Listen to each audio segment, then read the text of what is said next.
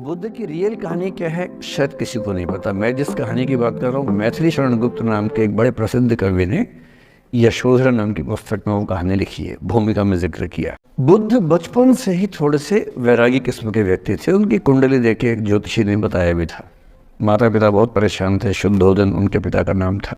माता पिता ने बहुत कोशिश की कि इस बच्चे का मन विरक्त न हो। अच्छा महल बनवाया, सारी सुविधाएं दी। जैसे ही बुद्ध थोड़े से किशोरावस्था में आए, उस समय की दुनिया की सबसे खूबसूरत महिला से, लड़की से, यशोधरा से उसकी शादी करवाई। यशोधरा के पिता ने काफी एग्जाम लिए बुद्ध जी के, वो सारे एग्जाम में पास हुए, तब जाके शादी हुई। ऐसे नहीं हुई, शादी हुई।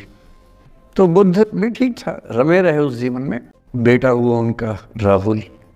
अब बुद्ध की विरक्ति का भाव बढ़ता जा रहा था। 29 साल की उम्र के आसपास ऐसा हुआ कि उन्होंने एक मृत व्यक्ति को देख लिया, एक बूढ़े को देखा, एक भिखारी को देखा, एक बीमार को देखा। विरक्त हो गए।